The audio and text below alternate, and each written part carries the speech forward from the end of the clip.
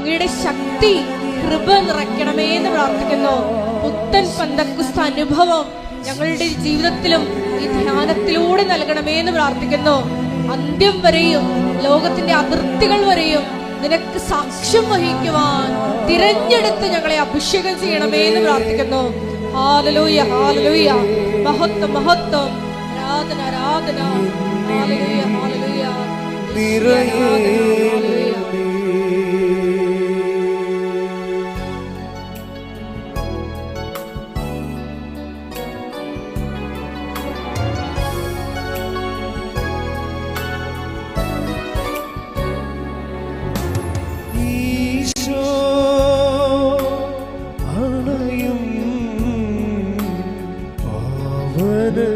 നിമിഷമിതാ തിരുജീവൻ പകരും നിർമ്മല നിമിഷമിതാ.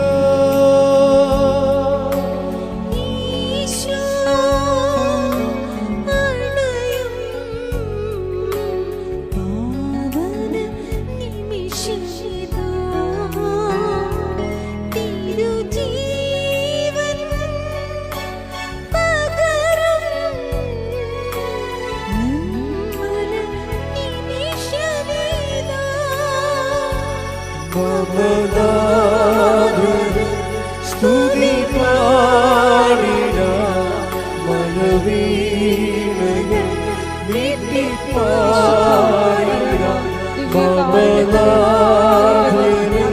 സ്തുതി പാടിട മനവീണകൾ നീട്ടിപ്പാടിട വരെ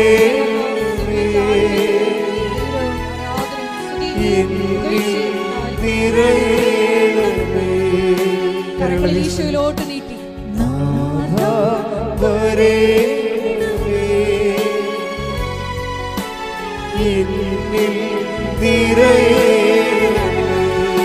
സ്തുതിക്കാം. ഹല്ലേലൂയ, ഹല്ലേലൂയ, ഹല്ലേലൂയ.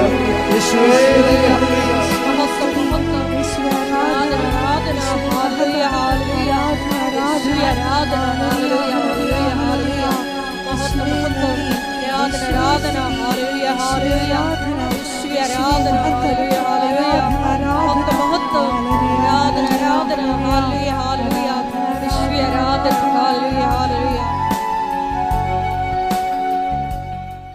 കർത്താവേ, ആരാധനയിൽ പങ്കുചേർന്ന ഓരോരുത്തരെയും അനുഗ്രഹിക്കണം കർത്താവേ. നിയോഗങ്ങളെ ഏറ്റെടുത്ത് സംരക്ഷിക്കണമേ കർത്താവേ. സങ്കടങ്ങളെ മാറ്റണമേ കർത്താവേ. രോഗങ്ങളെ സൗഖ്യപ്പെടുത്തണമേ കർത്താവേ. പ്രതിസന്ധികളെ അതിജീവിക്കുവാൻ ശക്തി നൽകണമേ കർത്താവേ. ഹല്ലേലൂയ കർത്താവേ. ആരാധന, മഹത്വം, സ്തുതി കർത്താവേ. ആരാധന, ആരാധന കർത്താവേ.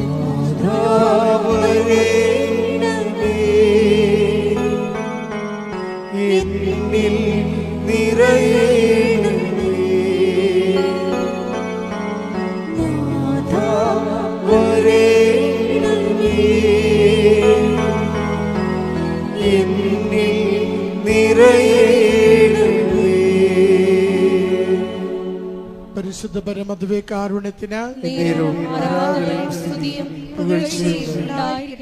പരിശുദ്ധ പരമദിവ്യകാരുണ്യത്തിന് പരിശുദ്ധ പരമദിവ്യകാരുണ്യത്തിന്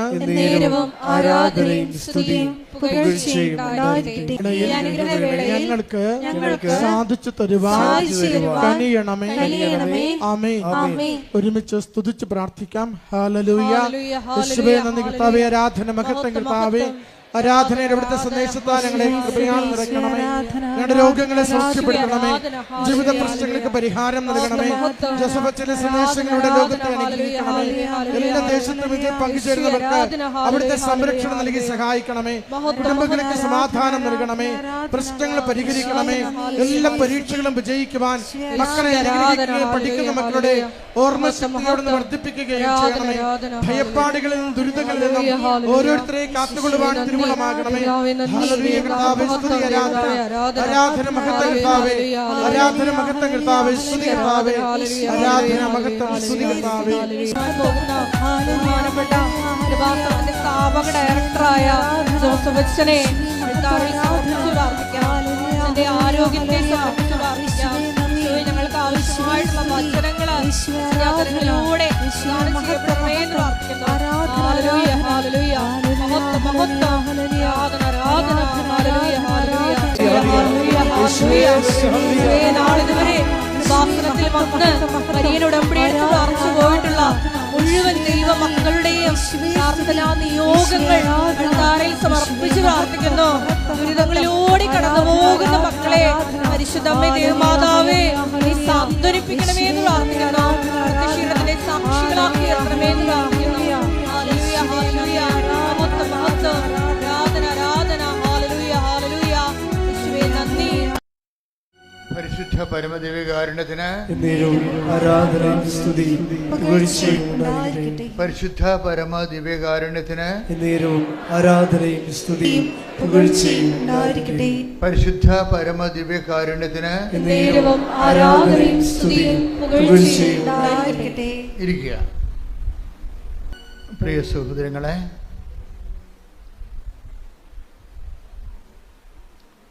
നമ്മൾ ഇന്ന് ഉടമ്പടി ധ്യാനത്തിൽ പരിശോധിക്കുന്നത് ഉടമ്പടി ഉറപ്പിക്കുന്ന വിധങ്ങളെക്കുറിച്ചാണ്.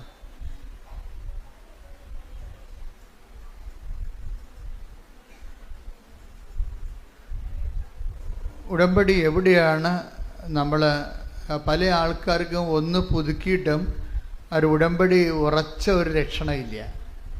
എല്ലാവർക്കും അല്ല കേട്ടോ, കുറച്ച് പേർക്ക് ഉടമ്പടി ഉറക്കണില്ല. അതെന്തുകൊണ്ടാണ് ഉടമ്പടി ഉറക്കാത്തത്? ഉടമ്പടി ഉറപ്പിക്കലെന്ന് ഇപ്പം നമ്മൾ ഈ കല്യാണം ഉറപ്പിക്കലില്ലേ, ഉടമ്പടി ഒരു കല്യാണമാണല്ലോ അല്ലേ? ദൈവമായിട്ട് നമ്മളൊരു ഭയങ്കര അമീക്കബിളായിട്ടുള്ള പേഴ്സണൽ റിലേഷനിലേക്ക് പ്രവേശിക്കുക. ഇപ്പം ഇത് ബയലാറ്ററൽ എഗ്രിമെൻ്റ് ആയതുകൊണ്ട് ഉഭയകക്ഷിയാണ്, രണ്ട് കക്ഷികളുണ്ട്, ഒന്ന് നമ്മൾ ഒന്ന് ദൈവമാണ്.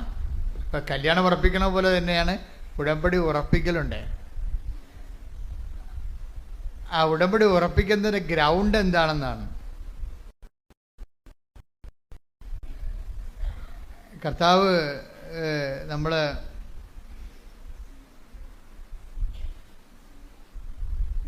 വിശുദ്ധ മത്തായി ശ്ലീഹായുടെ സുവിശേഷം 7-24 വാക്യം. മത്തായിയുടെ സുവിശേഷം 7-24 വാക്യം. ശ്രുതികട ഹല്ലേലൂയ. എന്റെ ഈ വചനങ്ങൾ ശ്രവിക്കുകയും പറഞ്ഞ എന്റെ ഈ വചനങ്ങൾ ശ്രവിക്കുകയും അവ അനുസരിക്കുകയും ചെയ്യുന്നവൻ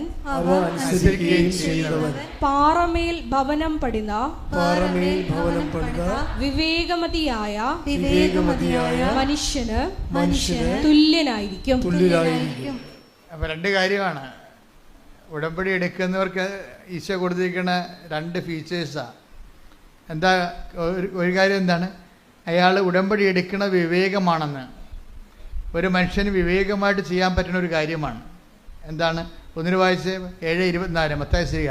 എന്റെ ഈ വചനങ്ങൾ ശ്രവിക്കുകയും എന്റെ ഈ വചനങ്ങൾ ശ്രവിക്കുകയും അവ അനുസരിക്കുകയും ചെയ്യുന്നവൻ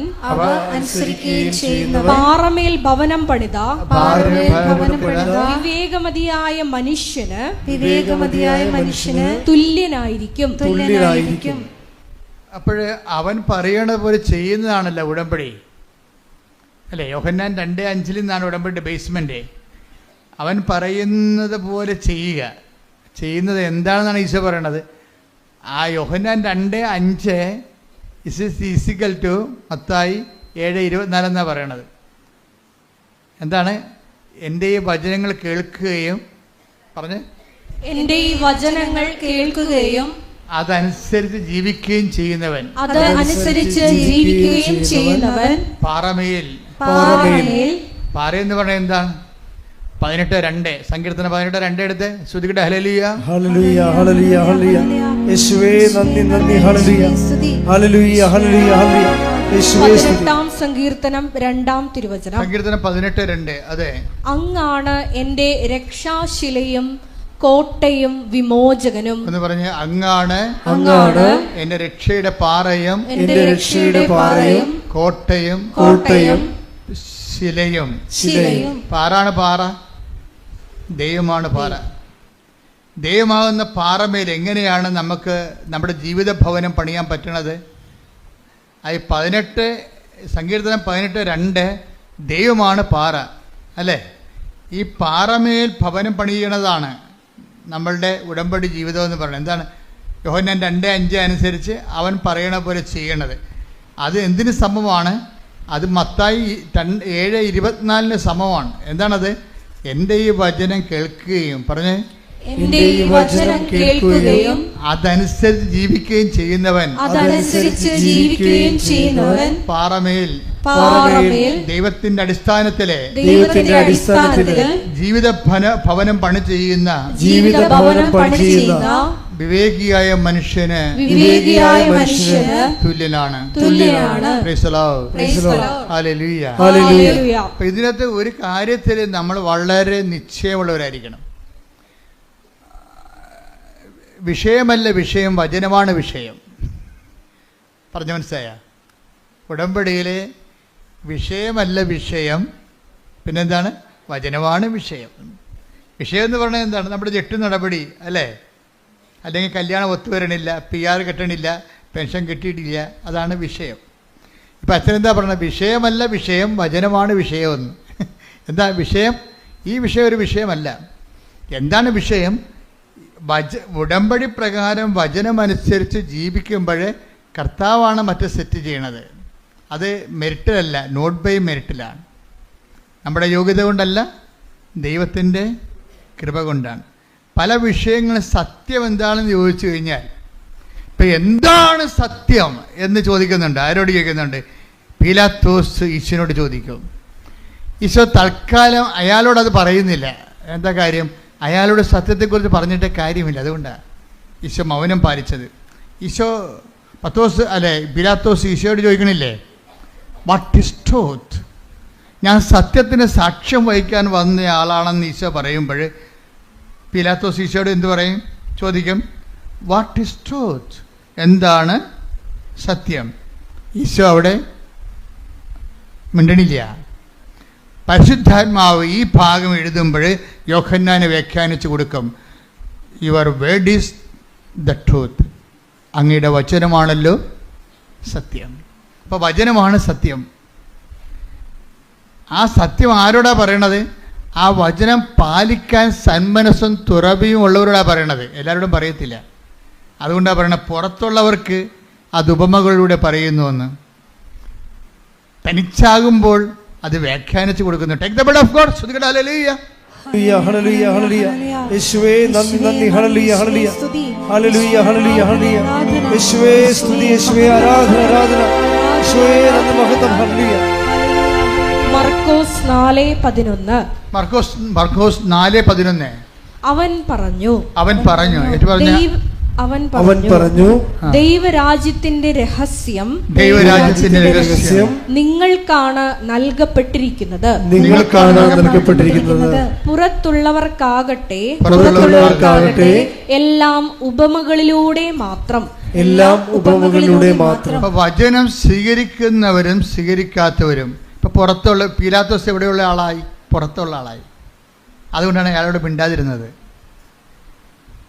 ഇപ്പം നിങ്ങൾക്ക് വചനം ഉൾക്കൊള്ളാൻ തയ്യാറല്ലെങ്കിൽ ദൈവം നിങ്ങളോട് മിണ്ടത്തില്ല.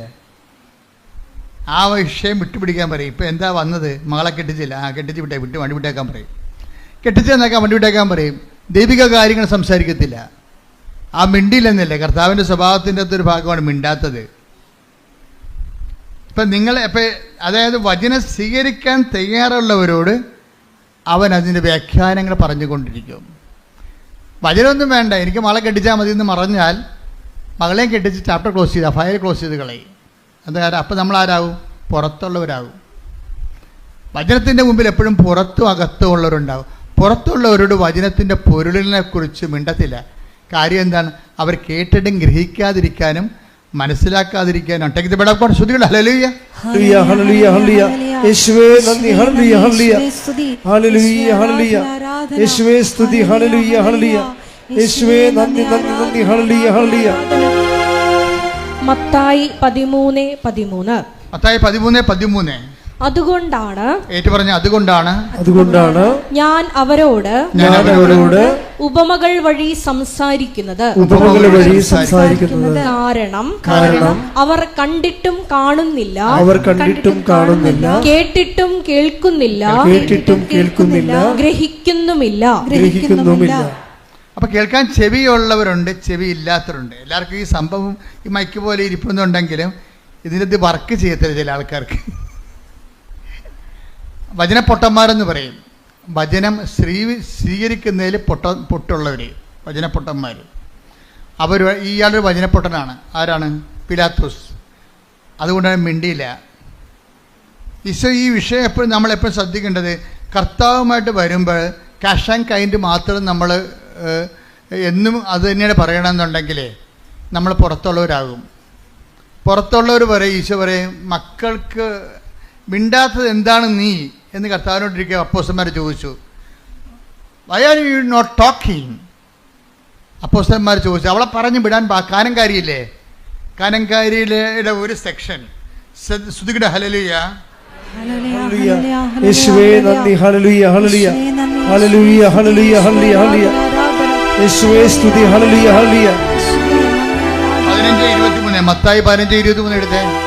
എന്നാൽ അവൻ ഒരു വാക്ക് പോലും ഉത്തരം പറഞ്ഞില്ല.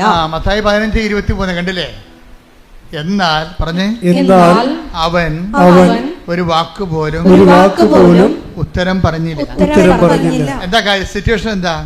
കാനംകാരി അല്ലെങ്കിൽ സീറോ ഫിനീഷ്യസ് എന്ന് മർക്കോസ് പറയുന്ന ഈ കക്ഷി, അവര് വചനത്തിൻ്റെ പാരമ്പര്യത്തിലുള്ള ആളല്ല. അവൾക്ക് വചനം കേൾക്കേണ്ട ആവശ്യമില്ല. അവളുടെ മകൾക്ക് പിശാച് ബാധയാണ്, അതൊന്ന് ഒഴിപ്പിച്ച് കിട്ടിയാൽ മതി. കാര്യം ഒന്ന് കണ്ടാൽ മതി, വേറെ പ്രശ്നമൊന്നുമില്ല. കാര്യം കാണാൻ വേണ്ടി വേണം കരഞ്ഞ് കാല് പിടിച്ച് പുറകെ നടക്കുകയും. കാനംകാരിയുടെ അവസ്ഥയാണ്. പക്ഷേ ഇവിടെ ഇവൾ വന്ന് യേശുവിനോട് പറയും, കാര്യം കാണാൻ വേണ്ടി കരഞ്ഞ് കാല് പിടിച്ച് നടക്കുന്ന പാർട്ടിയാണ്. അങ്ങനെ കുറേ ഐറ്റം ആൾക്കാരുണ്ട്. അവരായി സീറോ ഫിനിഷർ സ്ത്രീയെക്കുറിച്ച് പോലും അതുപോലെ തന്നെ കാനംകാരിയെപ്പോലെയാണ് ഈശോ ബ്രാൻഡ് ചെയ്യണത്. എന്ന് പറഞ്ഞാൽ അവൻ മിണ്ടിയില്ലെന്ന് പറയും, അവൻ സംസാരിച്ചില്ല. എന്താ കാര്യം? പിലാത്തോസിനോട് അവൻ മിണ്ടിയില്ല, കാനംകാരിയോട് അവൻ മിണ്ടിയില്ല. കാര്യം എന്താണ്? അത് പുറത്തുള്ളതാണെന്ന്, കേട്ടിട്ട് കാര്യമില്ലെന്ന്, കേട്ടിട്ടും ഗ്രഹിക്കുന്നില്ല.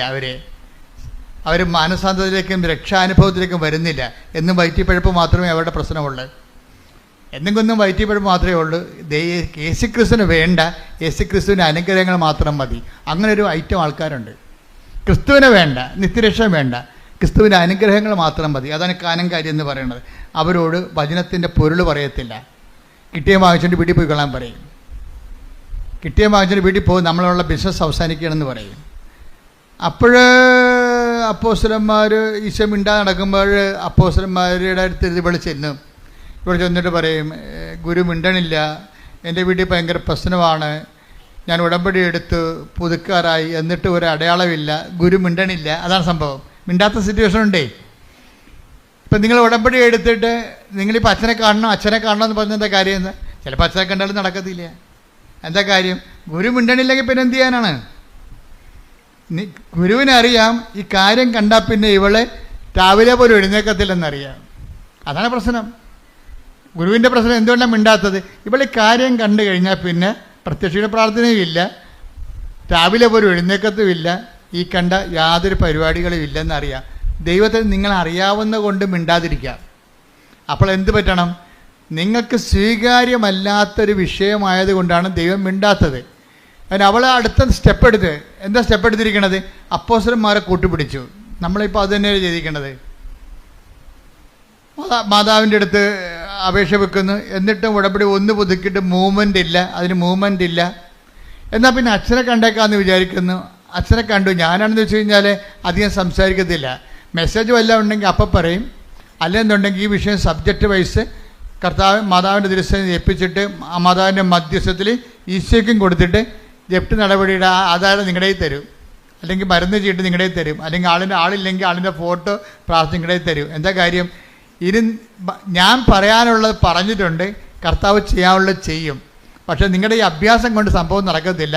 മര്യാദയ്ക്ക് ഉടമ്പടി ജീവിക്കണമെന്ന്. ഉടമ്പടി ജീവിക്കണം. ഉടമ്പടി എന്തിനുള്ളതാണ്? ഉടമ്പടി പ്രാർത്ഥിക്കാനുള്ളതല്ല. പിന്നെന്താണ്? ഉടമ്പടി ജീവിക്കാനുള്ളതാണ്. ഈ ദിവസങ്ങളിൽ ഒരു നല്ലൊരു സാക്ഷ്യം ഉണ്ടായി. അത് അവരുടെ സാക്ഷ്യം എന്ന് പറയുന്നത് സുമറാണി ഇവിടെ താമസിക്കുകയാണ്. എവിടെയാ? ഹാമിൽട്ടണിൽ. നമ്മുടെ നാട്ടുകാരത്തെയാണ്, നടുവേട്ടത്തുള്ളതാണ്, എറണാകുളം. സുമറായുടെ പ്രശ്നം എന്താ? സുമറാടിക്ക് 7 വർഷമായിട്ട് മക്കളില്ല. അപ്പോൾ കാനഡയിൽ നല്ല ചികിത്സയുള്ള സ്ഥലത്തുള്ളതാണ്. ഇവർ നേഴ്സാണ്.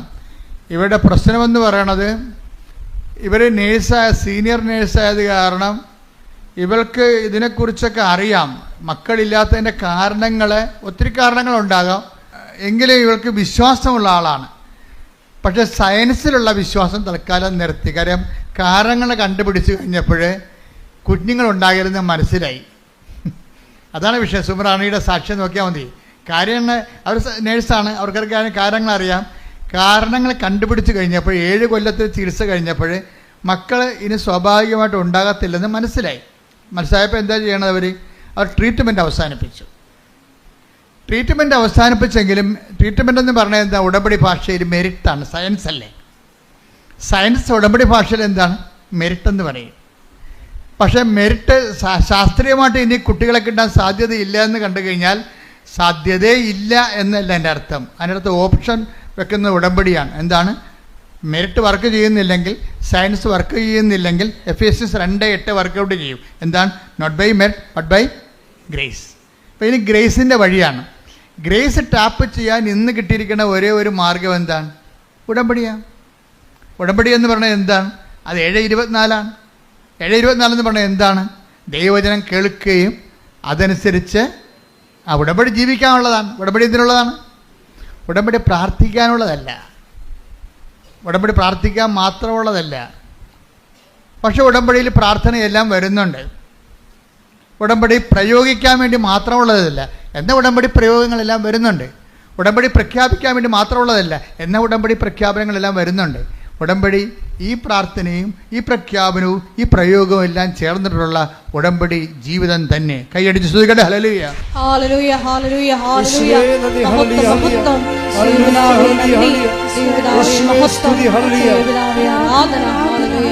മത്തായി ശ്ലീഹ 7:24 നമ്മളോട് പറയണത് എന്താണ്?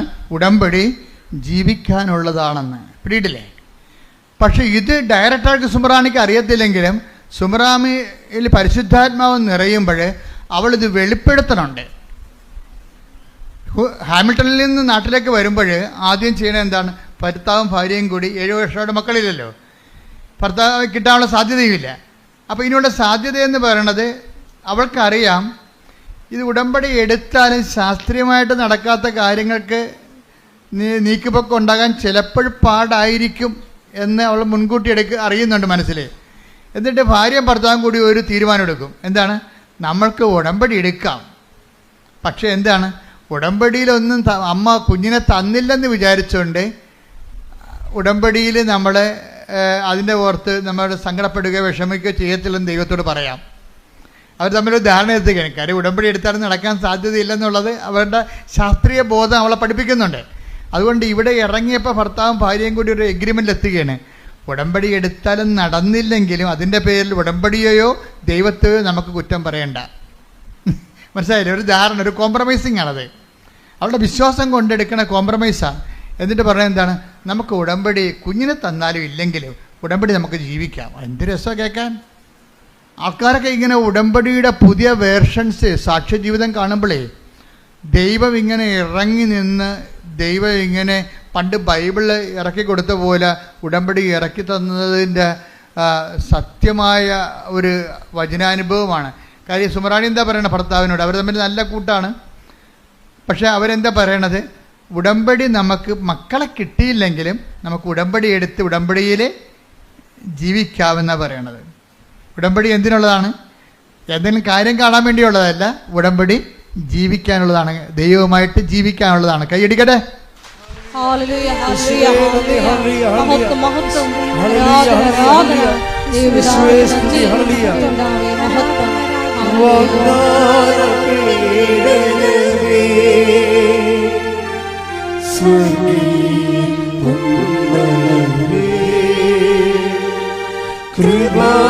കൃപാസനത്തിൻ്റെ അമ്മേ,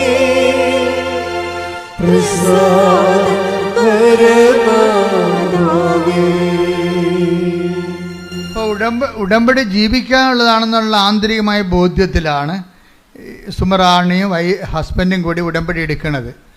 പക്ഷെ അങ്ങനെ ഉടമ്പടി എടുത്ത് അവർ ഉടമ്പടി ജീവിക്കാൻ തുടങ്ങിയപ്പോൾ അമ്മയ്ക്ക് മനസ്സിലായില്ലേ ഇത് സത്യമായ വിഷയമാണ് ചെയ്യാൻ പോണമെന്ന്. അതാണ് സത്യമാണെന്ന് കണ്ടു കഴിഞ്ഞാൽ ശാസ്ത്രത്തെക്കാൾ വലുതല്ലേ ദൈവം. അതാ വിഷയം. അവർക്ക് ദൈവത്തെ ശാസ്ത്രീയമായിട്ട് കിട്ടാൻ സാധ്യതയില്ലാത്ത കാര്യത്തിൻ്റെ പേരിൽ ദൈവത്തെ പഴിചാരരുതെന്നുള്ള മുൻ ജാമ്യമെടുത്താണ് അവർ ഉടമ്പടി എടുക്കുന്നത്. ജാമ്യം എടുക്കണേ, അതിൻ്റെ പേരിൽ ഞങ്ങൾ ദൈവത്തെ കുറ്റം പറയത്തില്ല. ഞങ്ങൾ ഉടമ്പടി എടുക്കേണ്ട ഉദ്ദേശം എന്താണ്? ഉടമ്പടിയിൽ ജീവിക്കാൻ വേണ്ടിയാണ്. അപ്പോൾ ഉടമ്പടിയിൽ അവർ ജീവിക്കുകയാണ്. അവൻ പറയണ പോലെ ചെയ്തുകൊണ്ടും ഉടമ്പടിയുടെ എല്ലാ വാഗ്ദാനങ്ങളും എല്ലാ നിബന്ധനകളും നിറവേറ്റിക്കൊണ്ട് അവർ ഉടമ്പടി ജീവിക്കാൻ. പക്ഷെ 1 മാസം മറ്റോ ജീവിച്ചുള്ളൂ. അപ്പം തന്നെ അവൾ പ്രഗ്നൻ്റായി.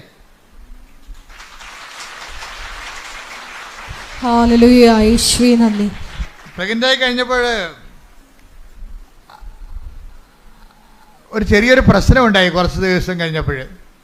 എന്ന് കഴിഞ്ഞാൽ അതായത്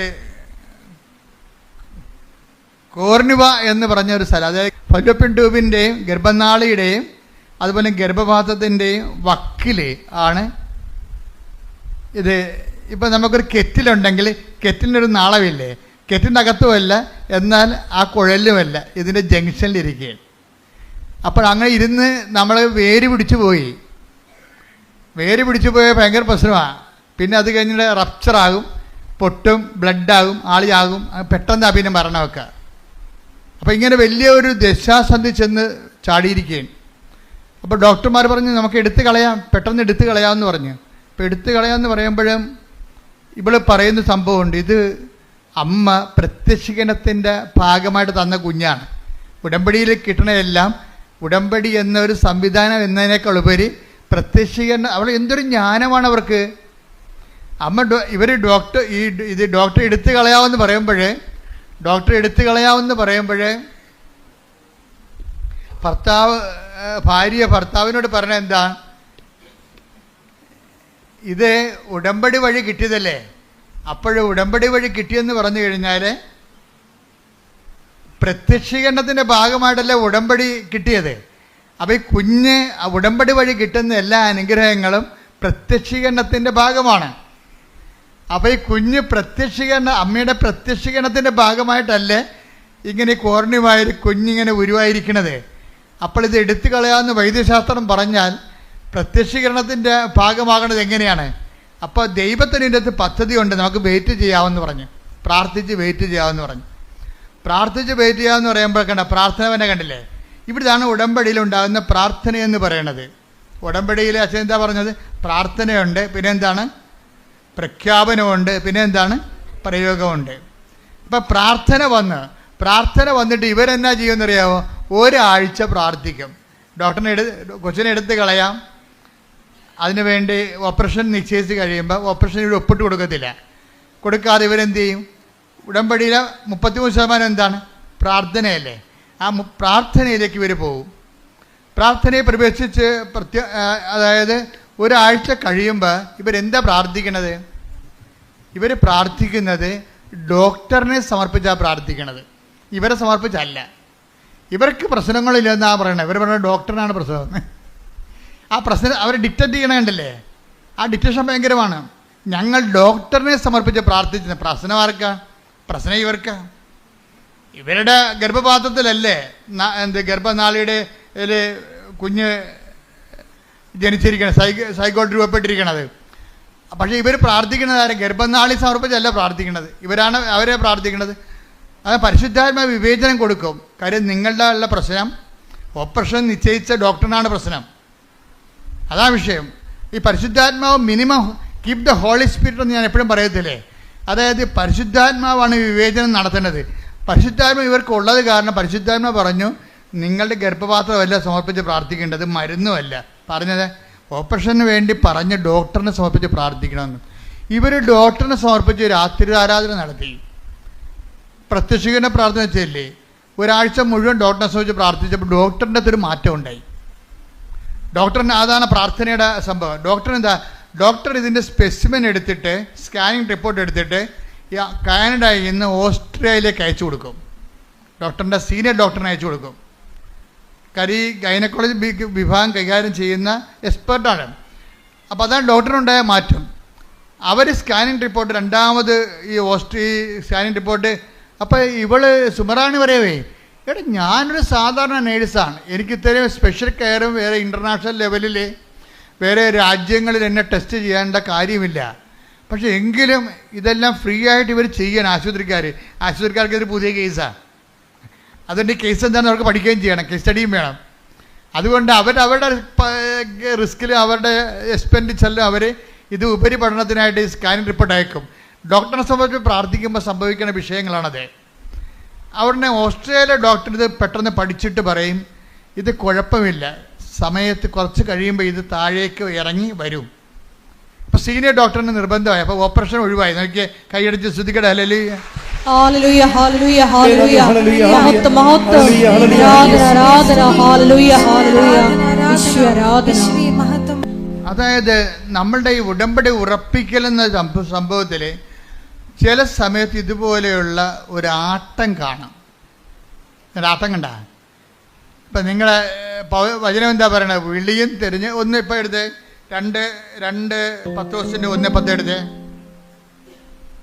2 പത്രോസ് 1:10 2 പത്രോസ് 1:10 ആകയാൽ സഹോദരരെ നിങ്ങളുടെ വിളിയും തിരഞ്ഞെടുപ്പും ഉറപ്പിക്കുന്നതിൽ കൂടുതൽ ഉത്സാഹമുള്ളവരായിരിക്കുവിൻ. ഇങ്ങനെ ചെയ്താൽ ഒരിക്കലും നിങ്ങൾ വീണു പോവുകയില്ല. അപ്പൊ ഇതിന്റെ 2 സെക്ഷനാണ് വരണം. ഒന്നെന്താണ്? 2 പത്രോസ് 1:10 വചനത്തിൽ എന്താ ഉള്ളത്? നിങ്ങളുടെ വിളിയും പിന്നെന്താ? തിരഞ്ഞെടുപ്പും. എന്തൊക്കെ ഉറപ്പിക്കാതെ പറഞ്ഞിരിക്കുന്നത്? ഒന്ന് വിളിയും തിരഞ്ഞെടുപ്പും. വിളി എന്ന് പറഞ്ഞാൽ എന്താണ്? വിശ്വാസത്തിലേക്കാണ് വിളിച്ചിരിക്കുന്നത്. ഇതെല്ലാം ബൈബിളിലുള്ള വിശ്വാസം ഇല്ലാതെ മുന്നോട്ട് പോകത്തില്ല. അവൻ പറയണ പോലെ ചെയ്യണതാണല്ലോ. ഞങ്ങളിപ്പോൾ ആരെയും ന്യായസ്ഥാനപ്പെടുത്തുന്നില്ലെന്നുണ്ടെങ്കിലും ഈ ഉടമ്പടി എടുക്കുന്നവർ പാലിക്കുന്നത് ആരെയാണ്? വിശുദ്ധ വചനമേ പാലിച്ചിട്ട് അത് മുന്നോട്ട് പോകാൻ പറ്റത്തുള്ളൂ. ഇതാണ് വിശ്വാസം. ബൈബിളിലുള്ള വിശ്വാസമില്ലാതെ ഇതാണ് ബേസ്മെൻ്റ്. ഇതിൻ്റെ എന്താണ്? വിളിയാണ്. വിളി എന്താണ്? വിശ്വാസത്തിൽ ബൈബിളിലുള്ള വിശ്വാസത്തിലേക്കാണ് വിളി. ആരെ വന്ന് ഉടമ്പടി എടുത്താലും ഇതിൻ്റെ വിളി എങ്ങോട്ടാണ്? ബൈബിളിലുള്ള ബൈബിളിലുള്ള ദൈവത്തിലേക്കാണ് നിങ്ങളെ വിശ്വസിക്കണത്. ഉറപ്പല്ലേ? തിരഞ്ഞെടുപ്പ് എന്താ? ബൈബിളിലുള്ള ദൈവത്തെ അനുഭവിക്കാൻ വേണ്ടി നമ്മളെ തിരഞ്ഞെടുത്തിരിക്കണത് എന്തിനാണ്? ഉടമ്പടി പ്രയോഗത്തെയാണ്. പിടിയാ, അതാണ് സംഭവം. ബൈബിളിൽ നമുക്ക് എങ്ങനെ പ്രവേശിക്കാം. പക്ഷേ നമ്മളിപ്പോൾ പ്രവേശിക്കുന്നത് ഏറ്റവും ഉത്തമമായ മാതൃക എന്താണ്? അവൻ പറയണത് പോലെ ചെയ്യുകയാണ്. വചനത്തെ ചെയ്തുകൊണ്ടാണ് നമ്മൾ ഇതിലേക്ക് പ്രവേശിക്കുന്നത്. പ്രാർത്ഥിക്കുക. കർത്താവ് ദൈവമേ, വചനം വിശ്വസിക്കുക മാത്രമല്ല അത് ജീവിച്ചുകൊണ്ട് അങ്ങയുമായിട്ടുള്ള ആത്മബന്ധത്തിന്റെ ആഴങ്ങൾ ആവിഷ്കരിക്കുന്ന ഉടമ്പടിയിലേക്ക് ഞങ്ങളെ ഉറപ്പിക്കണമേ.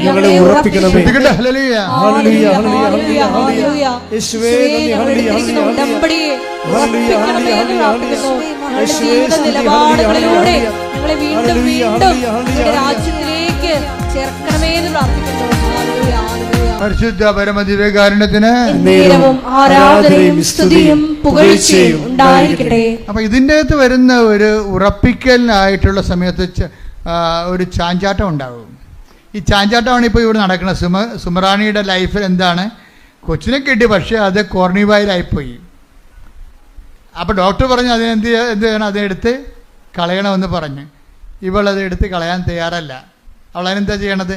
ഡോക്ടറിനെ സമർപ്പിച്ചുകൊണ്ട് പ്രാർത്ഥിക്കുകയും. അപ്പോൾ ഡോക്ടറിന് എന്താ വ്യത്യാസം ഉണ്ടായത്? ഡോക്ടർ ഉപരിപഠനത്തിന് സെൻഡ് ചെയ്യും വേറെ രാജ്യങ്ങളിലേക്ക്. അവിടെ നിന്ന് റിസൾട്ട് വരും അവളുടെ പ്രാർത്ഥനയ്ക്ക് ഉത്തരമായിട്ട്. ആ പ്രാർത്ഥനയ്ക്ക് ഉത്തരമായിട്ട് റിസൾട്ട് വരണ കാലത്ത് ഇവൾ ചെയ്യുന്നൊരു കാര്യമുണ്ട്. എന്താ കാര്യം? ടെസ്റ്റിന് വിടുമ്പോൾ സുമറാണി ചെയ്യണത് എന്താണെന്ന് വെച്ച് കഴിഞ്ഞാൽ ഉടമ്പടി തൈലം പൊക്കിലിന് താഴെ പെരട്ടും. അതാണ് വിശ്വാസ പ്രയോഗം. മനസ്സിലായില്ലേ? ഇതിലെന്ത് ചെയ്യും? ഉടമ്പടി കാശുരൂപം ഇതൊക്കെ അച്ഛൻ പറഞ്ഞു കൊടുത്താണ് അവരോട്, അല്ലല്ല, അവരുടെ മനസ്സാക്ഷിക്ക് പരിശുദ്ധാത്മാവ് നൽകിയിട്ട് അവർ ചെയ്യുന്ന പ്രയോഗവിധികളാണ്. ഡോക്ടറിൻ്റെയൊക്കെ ടെസ്റ്റ് ഡോക്ടറിനെ സംബന്ധിച്ച് പ്രാർത്ഥിക്കുക മാത്രമല്ല, പിന്നെ പ്രയോഗമാണ് അവർ ചെയ്യണത്. എന്താ ചെയ്യണത്? ഉടമ്പടി തൈലമെടുത്ത് പൊക്കിന് താഴെ പെരുട്ടും. വിശ്വാസ പ്രമാണം ചൊല്ലി പെരുട്ടും. അപ്പോൾ പെരുട്ടുമ്പോൾ എന്താ സംഭവം? രണ്ട് കാര്യങ്ങൾ നടക്കും. ഒന്ന്, പ്രയോഗവും നടക്കും. വിശ്വാസ പ്രമാണം ചെല്ലുന്നതുകൊണ്ട് പ്രഖ്യാപനവും നടക്കും. വിശ്വാസ പ്രമാണം എന്ന് പറയുന്നത് പ്രാർത്ഥനയല്ലല്ലോ, പ്രഖ്യാപനമാണ്, ഇല്ലേ? അതായത് ഉടമ്പടി ആക്ടിവേറ്റ് ചെയ്യുന്ന ഓരോ രീതി നിങ്ങൾ ശ്രദ്ധിക്കണം.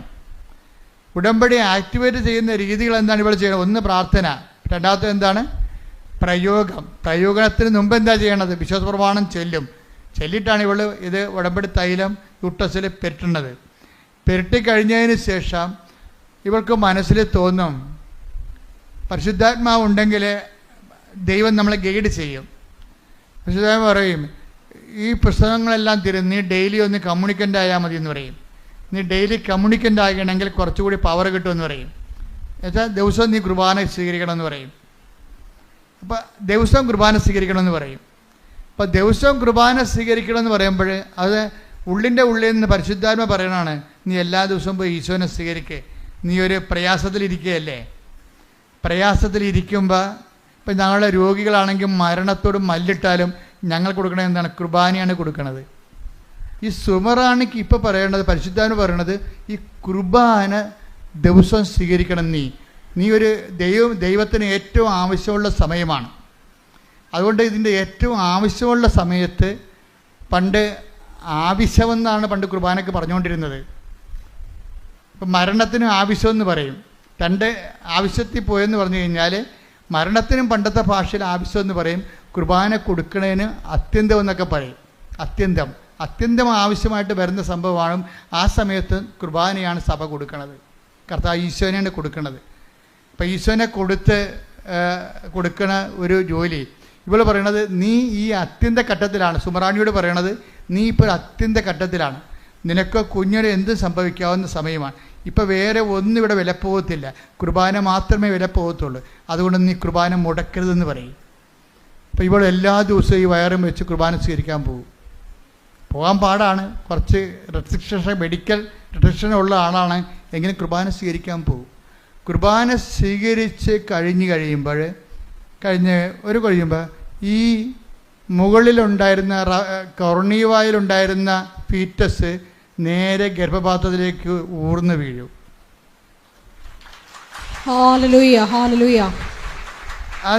അതായത് പരിശുദ്ധാത്മാവ് എങ്ങനെയാണ് ഒരു വ്യക്തിയെ ഗൈഡ് ചെയ്യണമെന്ന് നോക്കണം. അത്യന്ത ഘട്ടങ്ങളിൽ ആവശ്യമായ സഹായങ്ങൾ കൊടുക്കും. കർത്താവ് പണ്ട് പരിശുദ്ധാത്മാവിനെ കുറിച്ച് പറഞ്ഞപ്പോഴേ, ഞാൻ പോണത് കൊണ്ട് പേടിക്കണമെന്നും വേണ്ട, പരിശുദ്ധാത്മാവ് ഉണ്ടാവും പരിശുദ്ധാത്മാവ് കൂടെ ഉണ്ടാവും. അപ്പം പരിശുദ്ധാത്മാവ് കൂടെ ഉണ്ടാകുമ്പോഴേ എന്താണ്? ഇപ്പോൾ ഈ ദിവസങ്ങളിൽ ദാനിയേലച്ഛൻ്റെ ഒരു പ്രഭാഷണം ഉണ്ടായിരുന്നു. എന്താ പ്രഭാഷണം എന്ന് വെച്ച് കഴിഞ്ഞാൽ, പരിശുദ്ധാത്മാവ് നിങ്ങൾ ഓർക്കും കരിസ്മാറ്റിക്കാർക്ക് മാത്രമേ കിട്ടത്തുള്ളൂ, അല്ലെങ്കിൽ വിശുദ്ധന്മാർക്ക് മാത്രമേ കിട്ടത്തുള്ളൂ. അതല്ല, തെറ്റായ ധാരണയാണത്. എല്ലാ ജനങ്ങൾക്കും പരിശുദ്ധാത്മാവിനെ കർത്താവ് പറഞ്ഞിരിക്കണ ആരാണ്? എല്ലാം അന്നാളുകളിൽ എൻ്റെ ആത്മാവിനെ ഞാൻ എല്ലാവർക്കും നൽകും. കൈയടിച്ച് ശ്രദ്ധിക്കട്ടെ. ഹല്ലേലൂയ.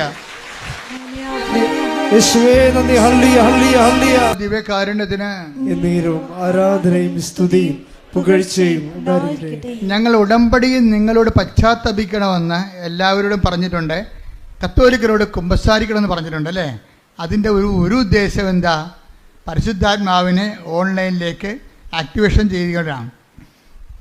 നിങ്ങൾക്കൊരു ധർമ്മസങ്കടം വന്ന സമയത്ത് നിങ്ങളെ സഹായിക്കാൻ ആരും ഉണ്ടാകത്തില്ല. ആരുണ്ടാവും? സുബ്രാണിയോട് പറഞ്ഞില്ലേ, ഈശോനെ സ്വീകരിക്കും, ദിവസവും പോയി. അതാരാ പറഞ്ഞു കൊടുത്തിരിക്കണത്? പരിശുദ്ധാത്മാ പറഞ്ഞിരിക്കണത്. അപ്പോൾ ദിവസവും ഈശോനെ പോയി. ഇനി അത്യന്ത ഘട്ടങ്ങളിൽ വരുമ്പോൾ നമുക്ക് നിർദ്ദേശങ്ങൾ കിട്ടണം. ഇപ്പം അവർ മരിച്ചു, ഇവർ മരിച്ചു, എന്നെ നോക്കാനും ആരുമില്ല, ഞാൻ കഷ്ടപ്പാടാണ്, ഞാൻ ഒത്തിരി പേരെ സഹായിച്ചു, എനിക്കൊരു ആവശ്യം വന്നപ്പോൾ സഹായിക്കാൻ ഒരു പട്ടിയുമില്ല, ഇങ്ങനെയൊക്കെ പല്ലുചക്കാത്ത വർത്തമാനം പറഞ്ഞിട്ടൊരു കാര്യമില്ല. നിങ്ങൾക്ക് ദൈവത്തിന് ഒപ്പിച്ച് ജീവിക്കാത്തവൻ ഇങ്ങനെയുള്ള പിച്ചും പേയും മരണം വരെ പറഞ്ഞുകൊണ്ടി വരും. ഓർത്തേക്കുക, നീ ഒരിക്കൽ ക്രിസ്തുവിനെ സ്വീകരിച്ച പിന്നെ നിനക്ക് ക്രിസ്തുവിനെ മാത്രം മതി. കാര്യം എന്താണ്? അവൻ എന്തിനും മതിയായവനും എന്തിനും പോന്നവനുമാണ്. ശ്രുതികട ഹല്ലേലൂയ.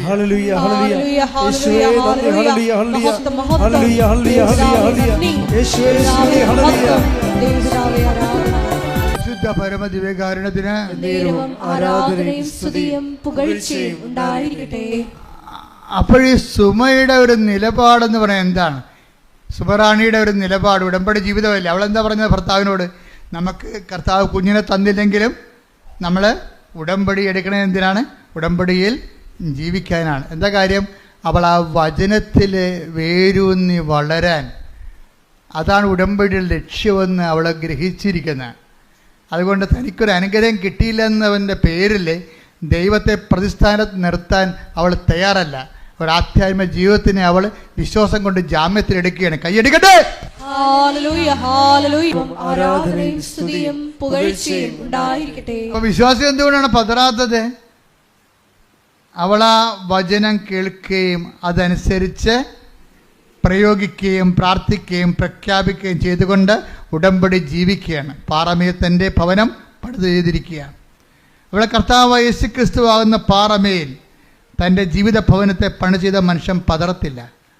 നിന്റെ വിളിയും തിരഞ്ഞെടുപ്പും ഉറപ്പിക്കുന്ന ഉത്സാഹം കാണിക്കാൻ വേണ്ടി 2 പറയുമ്പോൾ അവൾ പതറാതെ തൻ്റെ വിളിയും തിരഞ്ഞെടുപ്പും വചനം പാലിച്ചുകൊണ്ട് ഉറപ്പിക്കുകയാണ്. ഇങ്ങനെ വചനം പാലിച്ചുകൊണ്ട് ഉറപ്പിച്ചുകൊണ്ട് പോകുമ്പോഴേ നമ്മുടെ ജീവിതത്തിലെ അഭ്യൂഹങ്ങളോ മറ്റുള്ളവരുടെ വർത്തമാനങ്ങളോ മറ്റുള്ളവരുടെ സംസാരങ്ങളോ, ഇപ്പം എൻ്റെ മുന്നിലെ 1000ങ്ങളും എൻ്റെ ഇടതുവശത്ത് 10,000ങ്ങളും എൻ്റെ വലതുവശത്ത് 1000ങ്ങളും മരിച്ചു വീഴാം എന്ന് പറഞ്ഞില്ലേ? സങ്കീർത്തനം എന്താ പറയണത്? ടേക്ക് ദ വേർഡ് ഓഫ് 91 സങ്കീർത്തനം ശ്രദ്ധിക്കട്ടെ. ഹല്ലേലൂയ ഹല്ലേലൂയ യേശുവേ നന്ദി. ഹല്ലേലൂയ ഹല്ലേലൂയ ഹല്ലേലൂയ ഹല്ലേലൂയ ഹല്ലേലൂയ യേശുവേ സ്തുതി. ഹല്ലേലൂയ ഹല്ലേലൂയ ഹല്ലേലൂയ ഹല്ലേലൂയ യേശുവേ നന്ദി. ഹല്ലേലൂയ ഹല്ലേലൂയ. 91:7 സങ്കീർത്തനം 91:7.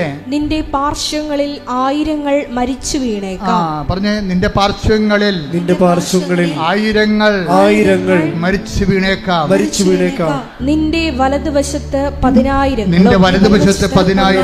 എങ്കിലും നിനക്കൊരനർത്ഥവും സംഭവിക്കത്തില്ല.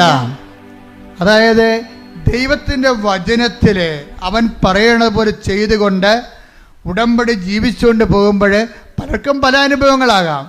അതൊന്നും കണ്ടിട്ട് നമ്മൾ പതറത്തില്ല. കാര്യം എന്താ? ഈ ഭവനം വെള്ളപ്പൊക്കമുണ്ടായി, മഴ പെയ്തു, കാറ്റടിച്ചു, വെള്ളപ്പൊക്കമുണ്ടായി, കാറ്റടിച്ചു, മഴ പെയ്തു, വെള്ളപ്പൊക്കമുണ്ടായി. അത് ആ ഭവനത്തുമ്മൽ ആഞ്ഞലിച്ചു, അത് വീണു പോയില്ല. കാരണം അത് പാറമേൽ സ്ഥാപിതമാണെന്ന് ഈശോ പറയുമ്പോൾ ഉടമ്പടി ജീവിതത്തിന്റെ ഒരു നിദർശനമാണ്. കൈയടിച്ച് സ്തുതിക്കട്ടെ. ഹല്ലേലൂയ ഹല്ലേലൂയ ഹല്ലേലൂയ ഹല്ലേലൂയ. മഹത്വം മഹത്വം.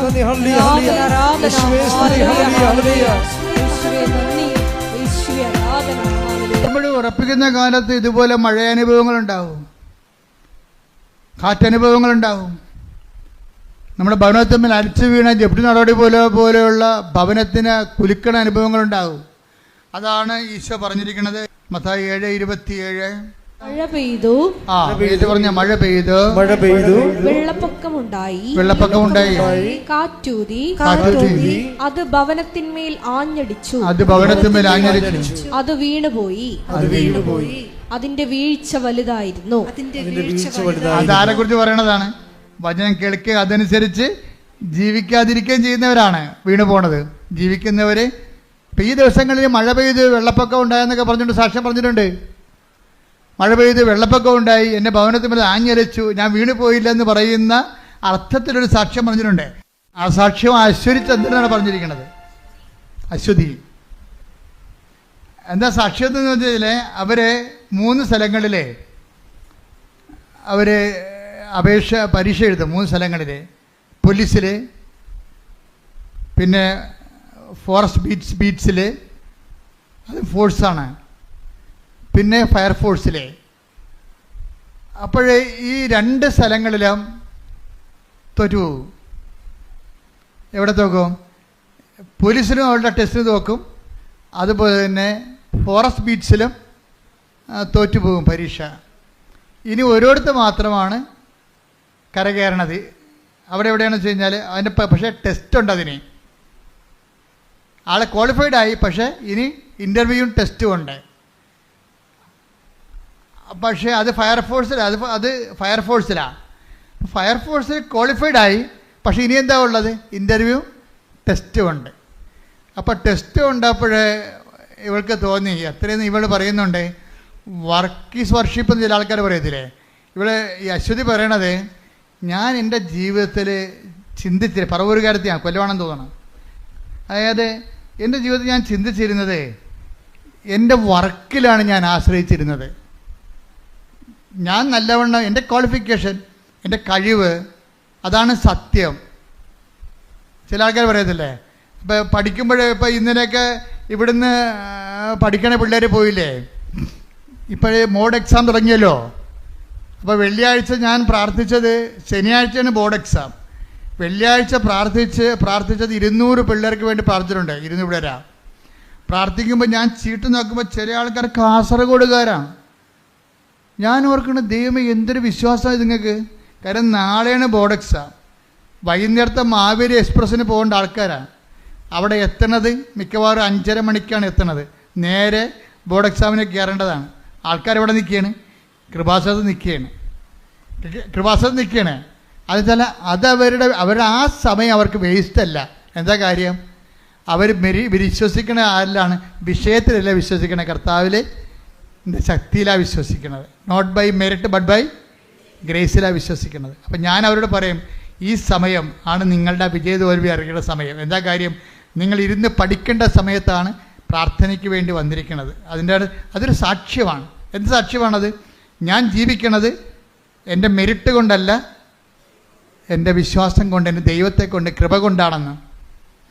അപ്പം അതുകൊണ്ട് തന്നെയാണ് അശ്വതി പറയണത്, ഞാൻ ജീവിച്ചിരുന്ന ഇത്രയും നാൾ പഠിച്ചതെല്ലാം, അവൾ സ്റ്റൗട്ടായിട്ടുള്ള ഒരു നല്ല ഗേളാണ്, എല്ലാ കഴിവൊക്കെ ഉള്ള ആളാണ്, പറയണ കേൾക്കുമ്പോൾ അറിയാൻ നമുക്ക്, എല്ലാ വിഷയത്തെക്കുറിച്ചും നല്ല വ്യക്തതയൊക്കെ ഉള്ള ആളാണ്. അപ്പോൾ അവർ പറയണത്, ഞാൻ മുഴുവൻ റിലേ ചെയ്തത്, ഞാൻ ആശ്രയിച്ചിരുന്നത് എൻ്റെ കഴിവിലാണ്. അപ്പം എൻ്റെ കഴിവാണ് സത്യം. ഞാൻ മര്യാദക്ക് വർക്ക് ചെയ്താൽ എനിക്ക് കയറിപ്പോകാവുന്നതേ ഉള്ളൂ എന്നാണ് എൻ്റെ ധാരണ. ആ സാക്ഷ്യത്തിൽ പറയുന്നുണ്ട്, ഞാൻ മര്യാദക്ക് വർക്ക് ചെയ്താൽ എനിക്ക് കയറി ജയിച്ചെടുക്കാവുന്നതേ ഉള്ളൂ എന്നാണ് എൻ്റെ ധാരണ. ഈ ധാരണയാണ് എല്ലാവർക്കും തന്നെ ഉള്ളത്. പക്ഷേ എന്നാ പറ്റി?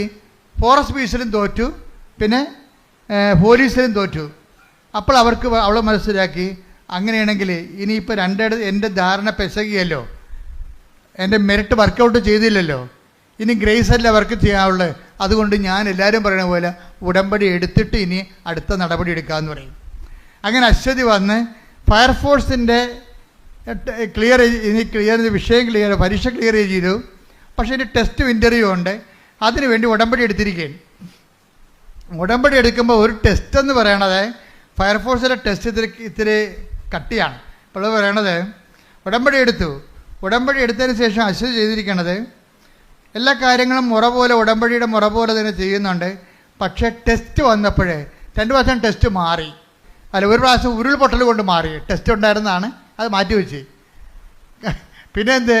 പിന്നെ അപ്പോൾ ചില ആൾക്കാർ പറഞ്ഞു ഇത് ക്യാൻസലായി പോകാൻ സാധ്യതയുണ്ടെന്ന് പറഞ്ഞു. പിന്നത്തെ ടെസ്റ്റ് വന്നപ്പോൾ അത് മഴ പെയ്ത്ത് കൊണ്ട് മാറ്റിവെച്ച്. പിന്നെ ഇനിയും ടെസ്റ്റ് വേണ്ടി കാത്തിരിക്കുകയാണ്. പിന്നെ ടെസ്റ്റ് വന്നപ്പോൾ ഒരു ടെസ്റ്റ് എന്താ? നീന്തലാണ് ടെസ്റ്റ്. നീന്തലിൻ്റെ എന്താണ് നീന്തേണ്ടത്?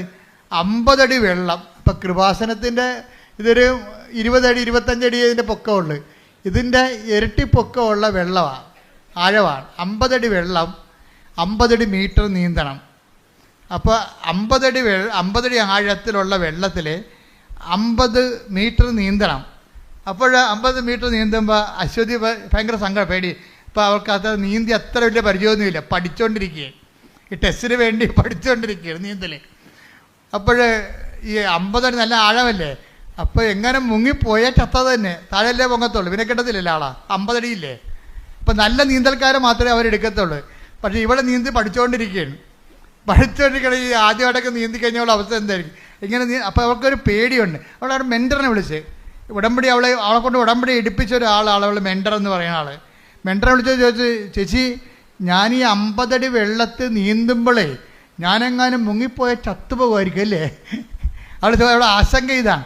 അപ്പോൾ ഈ മെൻറ്റർ ഒരു വെടിക്കെട്ട് സംഭവമാണ്. മെൻറ്റർ, നീ എന്തിനെ പഠിക്കണത്? ഈ വെള്ളത്തിനെ നിൻ്റെ കൂടെ ഉള്ളൊരു കടലാണെന്ന് നീ ഓർക്കണം.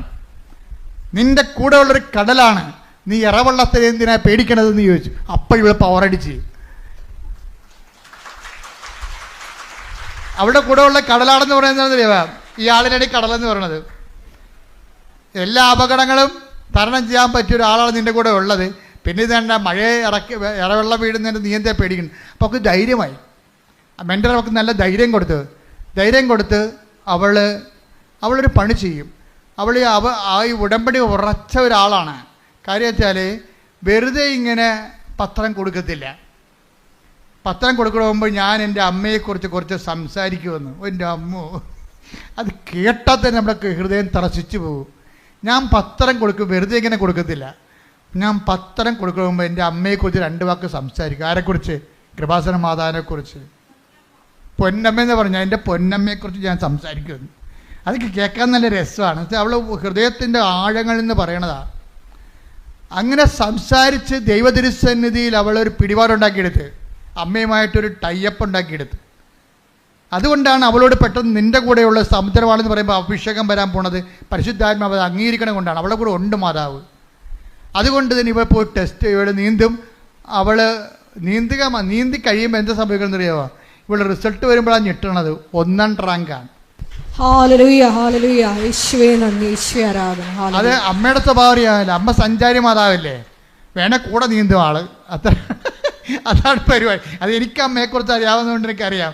അത് കരക്ക് നിൽക്കത്തില്ല, നമ്മളെ കൈയടിച്ച് നീന്തിക്കത്തില്ല, കൂടെ വരും. അത് ദൈവത്തിൻ്റെ പ്രഖ്യാപനം ഇന്ന് നിറവേറണം അമ്മയിലൂടെയാണ്. I will come with you wherever you go even it is a water tank. അത് വലിയൊരു ഹ്യൂജ് ആയിട്ടുള്ള വാട്ടർ റിസർവ് ആണെങ്കിൽ പോലും അമ്മ കൂടെ വരുമെന്ന് കേൾക്കുമ്പോൾ നിങ്ങൾക്ക് തസ്തടിക്കണം. എന്താ കാര്യം? I will come with you wherever you go. അതല്ലേ വചനം, പ്രഖ്യാനം, അതല്ലേ പ്രഖ്യാപനം, അതല്ലേ വാഗ്ദാനം. എന്താണ് ജോഷുവാക്കി കൊടുത്ത വാഗ്ദാനം? നീ എവിടെയായിരുന്നാലും ഞാൻ നിൻ്റെ കൂടെ വരും. അതെവിടെയാണ്? പ്രസവ വാർഡിലായാലും വെന്റിലേറ്ററിലായാലും ഏത് വിഷയത്തിലായാലും ദൈവത്തെ കൂടെ നിർത്താൻ കഴിയുന്നതാണ് ഉടമ്പടി. ശ്രുതികട്ടെ ഹല്ലേലൂയ.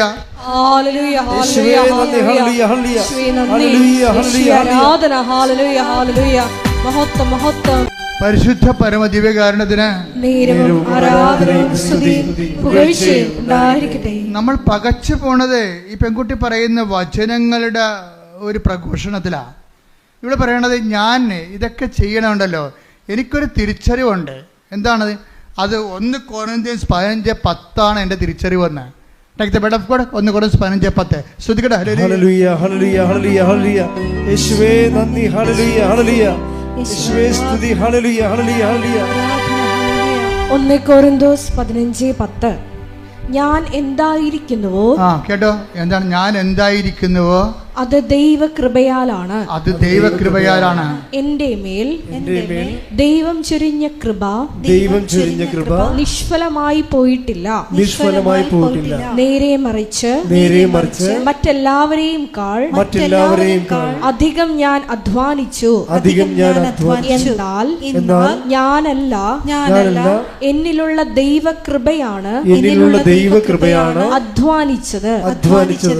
നിങ്ങളെ കുറച്ചുപേര് പറയുമായിരിക്കും ഇതൊക്കെ അച്ഛൻ പറഞ്ഞ വചനമല്ലേ, അത് കേട്ട് പറയണം. അങ്ങനെയല്ല. അവളത് പറയുമ്പോൾ അവളുടെ പ്രയോഗത്തിലൂടെ അനുഭവിച്ച ദൈവജ്ഞാനത്തിൽ നിന്നാണ് പറയണത്. എന്താ കാര്യം? ഞാൻ ഈ 50 അടി ആഴമുള്ള വെള്ളം ഞാൻ നീന്തിക്കടന്നത് നീന്തറിയാൻ പാലാത്ത ഞാനല്ല അധ്വാനിച്ചതെന്ന്. അതാണ് അവൾ പറയണത്. എന്താണ്? ഞാൻ നീന്തുമ്പോൾ എനിക്കറിയാമായിരുന്നു എൻ്റെ കൂടെ ആരോ നീന്തണമുണ്ടെന്ന്. ഞാൻ എന്തായിരിക്കുന്നുവോ, ഞാൻ നീന്തിക്കടന്നപ്പോൾ എനിക്ക് 1ാം റാങ്ക് കിട്ടി. ഈ 1ാം റാങ്ക് കിട്ടിയത് ഞാൻ എന്തായിരിക്കുന്നുവോ അത് എൻ്റെ കഴിവല്ല, പിന്നെ എന്താണ്? എന്നിൽ പ്രവർത്തിച്ച ദൈവകൃപയാണെന്ന്. Praise the lord. ഹല്ലേലൂയ. ഈ ബോധ്യം കിട്ടുന്നതാണ് ഏറ്റവും വലിയ പ്രശ്നം. ഏറ്റവും വലിയ പ്രധാനം ഈ ബോധ്യം കിട്ടുന്നതാണ്. അതായത് അവൾ ചെയ്തു കഴിഞ്ഞു, റാങ്ക് അവൾ നേടിക്കഴിഞ്ഞതിന് ശേഷവും അവളെന്താ പറയണത്? ഇത് വർക്കൗട്ട് ചെയ്തിരിക്കുന്നത് എൻ്റെ കഴിവല്ല, പിന്നെ എന്താണ്? നിൻ്റെ കൃപയാണ്. Not by merit but by grace.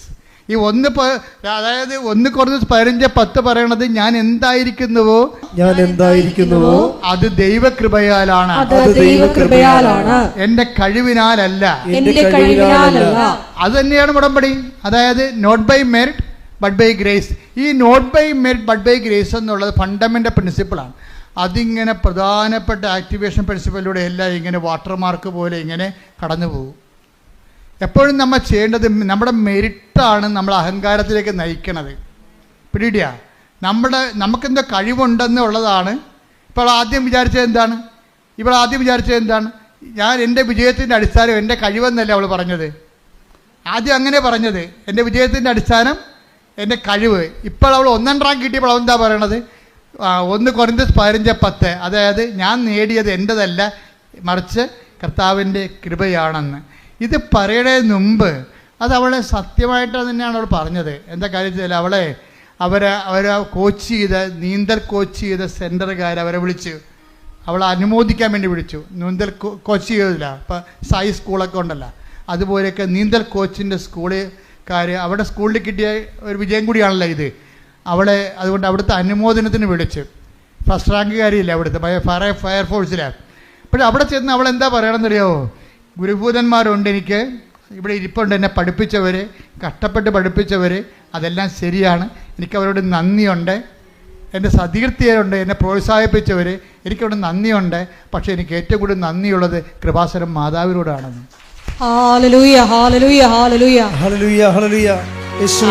അവിടെയാണ് പ്രശ്നം. സായിപ്പിനെ കണ്ടപ്പോൾ കവാത്ത് പറഞ്ഞില്ല. അവൾ പ്രേക്ഷിതയാണ്. എന്താ കാര്യം? എന്നിട്ട് അവൾ ഉദ്ധരിക്കേണ്ട ഒരു വചനമുണ്ട്, 10:32. Take the bed of God. ശ്രുതിക്കട്ടെ. ഹല്ലേലൂയ, ഹല്ലേലൂയ, ഹല്ലേലൂയ. യേശുവേ നന്ദി. ഹല്ലേലൂയ, ഹല്ലേലൂയ, ഹല്ലേലൂയ, ഹല്ലേലൂയ, ഹല്ലേലൂയ. മത്തായി 10:32. ഇതാണ് ഉദ്ധരിക്കണത്, അശ്വതി ഉദ്ധരിക്കണത്. മനുഷ്യരുടെ മുമ്പിൽ എന്നെ ഏറ്റുപറയുന്നവനെ എന്റെ സ്വർഗസ്ഥനായ പിതാവിന്റെ മുമ്പിൽ ഞാനും ഏറ്റുപറയും. ദൈവം അവളെ ഇനിയും ഏറ്റുപറയുന്ന നമുക്കറിയാം. അതുകൊണ്ട് എന്താണ്, സ്വന്തം ഗുരുഭൂതന്മാരുടെ മുമ്പിൽ പോയി എന്നുവെച്ചും പറയും, കൃപാസനം മാതാവാണ് എൻ്റെ കൂടെ നീന്താൻ വന്നതെന്ന് പറയും. അതാണ് ഏറ്റുപറച്ചിലെന്ന് പറയണത്. അല്ലാതെ മറ്റുള്ളവരെ കാണുമ്പോഴേ ദൈവത്തെ മറക്കരുത്. നിങ്ങൾക്ക് എപ്പോഴും പറ്റുന്ന ഒരു അബദ്ധം ഇതാണ്. നിങ്ങൾ പഞ്ചപുച്ഛം അടച്ച് ഒച്ചാനിച്ച് ഇവിടെയുള്ള എല്ലാ കാര്യവും പറയും. ഓട്ടോറിക്ഷയുടെ സെക്കൻഡ് ഗിയർ എടുക്കണ പോലെ നിലയും വിളിക്കും. ഇതൊക്കെ ഈ അഭ്യാസം ഇവിടെയുള്ളൂ. പുറത്തിറങ്ങി കഴിയുമ്പോൾ പറയും എൻ്റെ കഴിവാണെന്ന് പറയും. അത് ദൈവത്തിന് അറിയാം. ഓർഡർ തമ്മാവ അതന്നെ, അത് ഞാൻ എപ്പോഴും പറയണല്ലേ, അത് ദൈവത്തിന് അറിയാം. ഇവിടെ നിന്നുകൊണ്ട് ഇതൊക്കെ പറയും, പക്ഷെ പുറത്തിറങ്ങിയിട്ട് പറയത്തില്ല. അത് അവരുടെ കഴിവാണെന്ന് പറയും, അവിടെ എക്സ്പീരിയൻസ് ആണെന്ന് പറയും. പിന്നെ എനിക്ക് ഇന്ന ആളെന്നെ വിളിച്ച് പറഞ്ഞിട്ടാണെന്ന് പറയും. ഇന്ന ആൾ വീട്ടിൽ നിന്ന് കൊണ്ടുവന്ന് 5 ലക്ഷം രൂപ കൊടുത്തിട്ടാണെന്ന് പറയും. ദൈവം ഞൊട്ടും. മനസ്സിലായ? എപ്പോഴും നമ്മൾ ചെയ്യേണ്ടത്, ചെയ്യുമ്പോൾ ദൈവത്തിനാണ് മുൻതൂക്കമെന്ന് അറിയണം. ഞാൻ ഏത് കാലാവസ്ഥയിലും ഞാൻ എൻ്റെ ദൈവത്തെ തള്ളി പറയത്തില്ല, ദൈവത്തെ ഏറ്റുപറയും. പറഞ്ഞ ഞാൻ ഏത് കാലാവസ്ഥയിലും ഞാൻ ദൈവത്തെ തള്ളി പറയത്തില്ല. എന്റെ കഴിവിനേക്കാൾ ദൈവത്തിന്റെ കൃപയ്ക്കായി ഞാൻ സാക്ഷ്യം വഹിക്കും.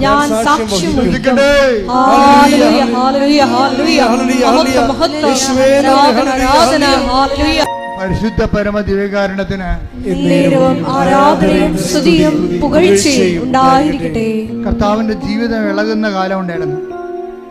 കർത്താവിന്റെ ജീവിതമേ കാൽച്ചുവട്ടിലെ മണ്ണ് ഊർന്നു പോവുകയും കർത്താവിന് നിലത്തെറ്റുകയും പിടിക്കാൻ ഒരിടമില്ലാതെ ഇങ്ങനെ ഇളകുന്ന സമയമുണ്ടായിരുന്നു. അതാണ് ഗെത്സമനി നമ്മൾ കാണുന്നത്. പിടിക്കാനൊരിടമില്ല. താൻ ഉറച്ചു വെച്ചിരുന്ന കാൽച്ചുവട്ടിലെ മണ്ണ് ഇളകുമ്പോഴും കർത്താവ് പ്രഖ്യാപിക്കുന്ന വചനം അതാണ്. ഈ നമ്മളുടെ 17 യോഹന്നാൻ്റെ 17 അധ്യായം 17 വാക്യയിലെ അത് ഗെത്സമനിലെ പ്രാർത്ഥന. അവൻ്റെ കാൽച്ചുവട്ടിൽ മണ്ണിളകുകയാണ്. അവൻ്റെ കൂടെയുള്ളവൻ തന്നെ പോയി ഒറ്റയ്ക്ക് കൊടുക്കാൻ പോകുന്നു. അവനെ കൂടെ കൊണ്ട് നടന്നവൻ തന്നെ അവനെ തള്ളിപ്പറയാൻ പോകുന്നു. അവൻ്റെ കാൽച്ചുവട്ടിലെ മണ്ണ് ഇളകുന്നു. അവന് പിടിച്ചു നിൽക്കാനൊരു ഇടമില്ല. ഒത്ത വിളകുകയാണ്. നില കിട്ടണില്ല. നില കിട്ടാത്ത പാവം പറഞ്ഞ വാക്കുണ്ട്. എന്താ പറയണത്? യോഹന്നാൻ 17:17 അങ്ങയുടെ വചനമാണല്ലോ സത്യം, മറ്റൊന്നും സത്യമല്ല. പത്രോസ് സത്യമല്ല, പീലാത്തോസ് സത്യമല്ല, യൂദാ സത്യമല്ല, മനുഷ്യൻ സത്യമല്ല, കഴിവ് സത്യമല്ല, സ്വാധീന സത്യമല്ല, ദൈവമാണ് സത്യം, വചനമാണ് സത്യം. കൈയടിക്കട്ടെ.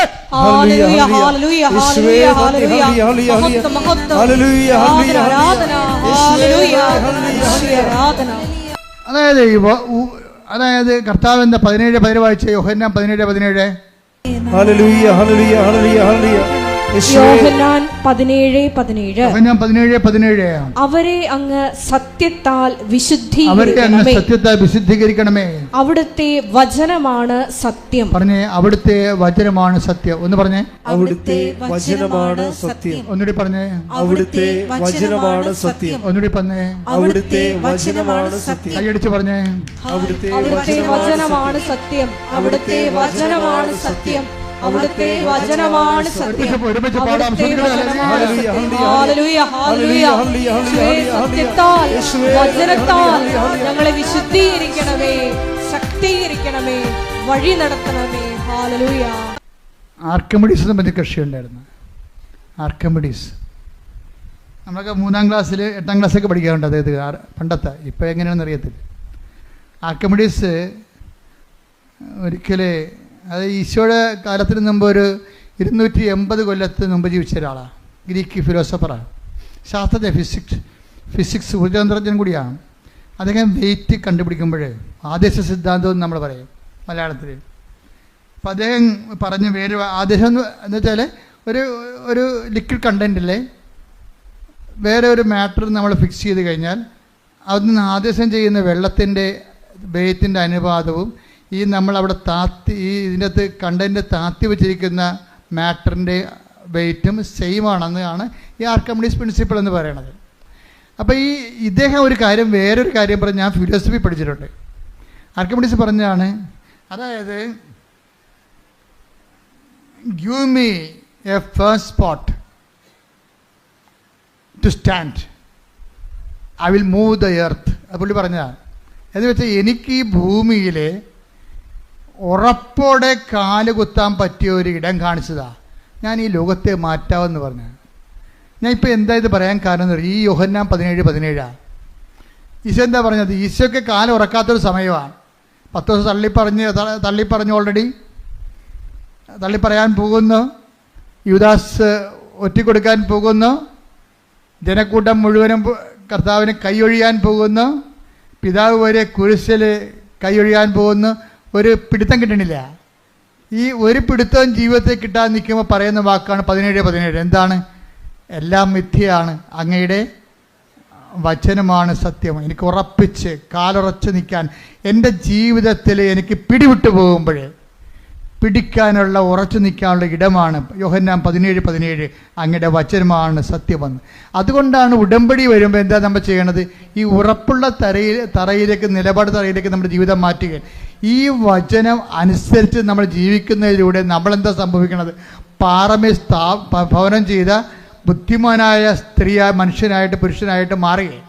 അതായത് വചനം പാലിക്കുക വഴി നമുക്ക് നില കിട്ടാത്ത ഒരു ജീവിത സാഹചര്യം, കുടുംബമാണ്, വിവാഹം പിരിയാൻ പോകുന്നു, മക്കളില്ല, ജപ്റ്റ് വരാൻ പോകുന്നു, PR ഇല്ല, വിസ വീണ്ടും പുതുക്കി കിട്ടണില്ല, നാട്ടിലേക്ക് തിരിച്ചു പോരാൻ പോകുന്നു, കടക്കാർ നമ്മൾ വളയുന്നു, ഇങ്ങനെയുള്ള ഒത്തിരിയേറെ നില കിട്ടാത്ത ജീവിത പ്രശ്നങ്ങളുണ്ട്. അവിടെയെല്ലാം അതിനേക്കാൾ ക്രൂഷ്യലായിട്ടുള്ള ടൈമിലാണ് ഈശോ ഈ വാക്ക് പറയണത്. അല്ല, ഈശോ മലമുകളിൽ നിന്നുകൊണ്ട് അവസാനത്തെ ജനക്കൂട്ടം വരുമ്പോൾ ആത്മനാ ദാരിദ്ര്യമുള്ള ഭാഗ്യവാന്മാർ, അവർ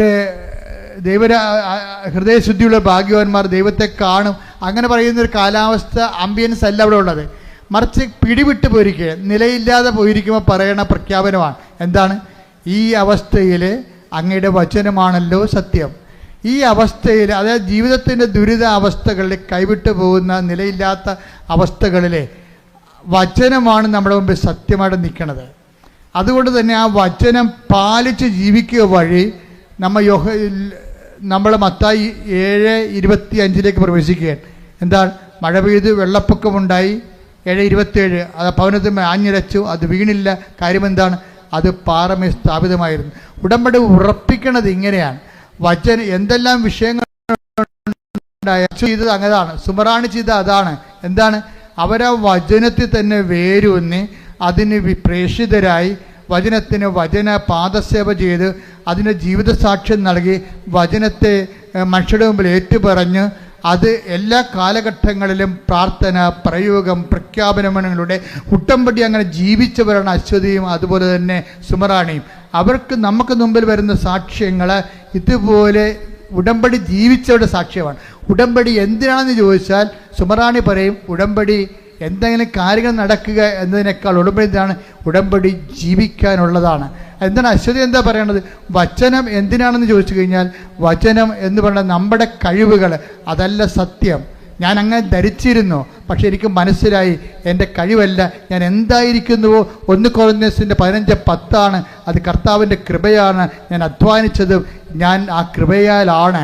കൃപയാൽ അധ്വാനിച്ചുകൊണ്ട് ജീവിതത്തിൻ്റെ പ്രതിസന്ധികളെയും പ്രതിരോധങ്ങളെയും പ്രതിരോധിക്കാൻ വേണ്ടിയുള്ള ദൈവിക നടപടിക്രമമാണ് ഉടമ്പടിയെങ്കിൽ ആ ഉടമ്പടി ഉറച്ചു നിൽക്കാൻ വേണ്ടി കർത്താവിൻ്റെ പരിശുദ്ധ അമ്മയുടെ മധ്യസ്ഥതയിൽ ഞാൻ നിങ്ങളെ ആശീർവദിക്കുന്നു. ശ്രദ്ധിക്കട്ടെ. ഹല്ലേലൂയ ഹല്ലേലൂയ യേശുവേ നന്ദി. ഹല്ലേലൂയ ഹല്ലേലൂയ ഹല്ലേലൂയ ഹല്ലേലൂയ ഹല്ലേലൂയ യേശുവേ സ്തുതി. ഹല്ലേലൂയ ഹല്ലേലൂയ ഹല്ലേലൂയ ഹല്ലേലൂയ ഹല്ലേലൂയ ഹല്ലേലൂയ യേശുവേ നന്ദി. ഹല്ലേലൂയ ഹല്ലേലൂയ. പരിശുദ്ധ പരമദിവ്യകാരുണ്യത്തിന് ആരാധനയും സ്തുതിയും പുകഴ്ചയും ഉണ്ടായിരിക്കട്ടെ. എൻ്റെ പ്രിയപ്പെട്ടവരെ, രോഗസൗഖ്യ പ്രാർത്ഥനയിലേക്ക് പ്രവേശിക്കുകയാണ് നമ്മൾ. അച്ഛനത് മിക്സ് ചെയ്തായിരിക്കും പ്രാർത്ഥിക്കാൻ പോകുന്നത്.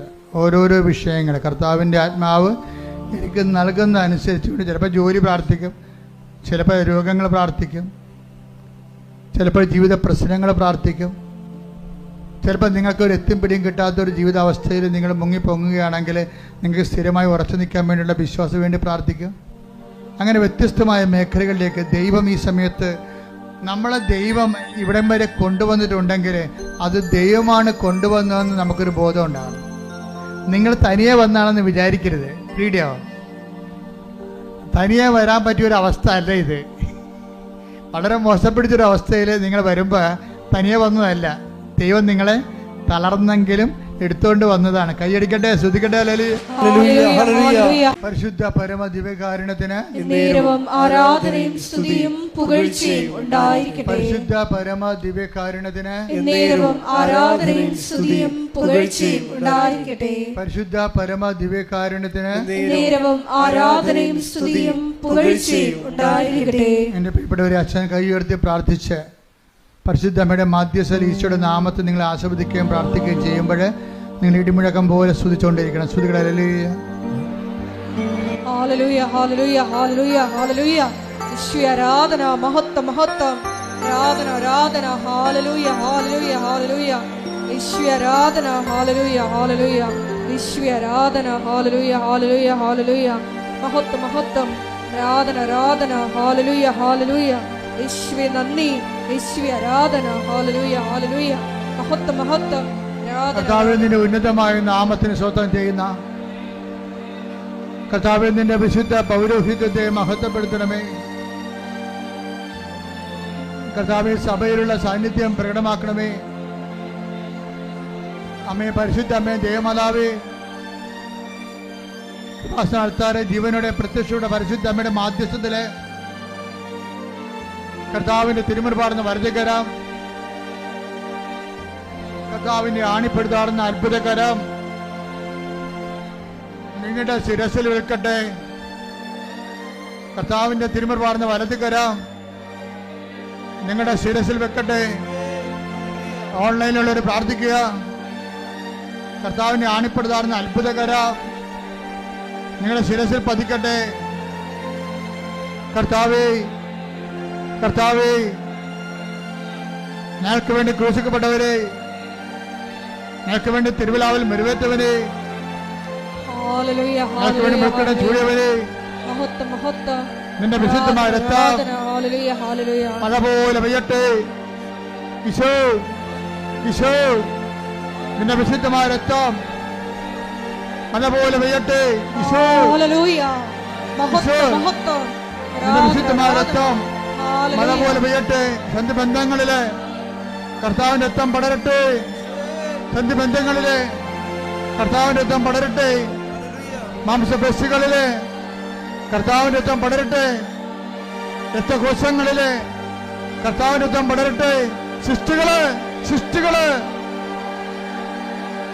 ബ്ലോക്കുകള്, എപ്പിlepsy രോഗങ്ങള്, ഫിസ്റ്റുല രോഗങ്ങള്, PCOD രോഗങ്ങള്, ഉദര രോഗങ്ങള്, ക്യാൻസർ രോഗങ്ങള്, മെനിഞ്ചൈറ്റിസ് രോഗങ്ങള്, സ്പോണ്ടിലോസിസ് രോഗങ്ങള്, ശ്വാസകോശ രോഗങ്ങള്, കിഡ്നി രോഗങ്ങള്, പാൻക്രിയാസ് രോഗങ്ങള്, അടിവലി രോഗങ്ങള്, ഗർഭാശയ രോഗങ്ങള്, മൂത്രാശയ രോഗങ്ങള്, വാതരോഗങ്ങള്, അടിമുതല് ഉച്ചമുതല് ഉള്ളങ്കാൽ വരെ കർത്താവിന്റെ രക്തം പടരട്ടെ. അടിപ്പട പോലെ വൈദാക്കാലം പോലെ ദൈവികമായ ശക്തി നിങ്ങളെ കൊടുക്കട്ടെ.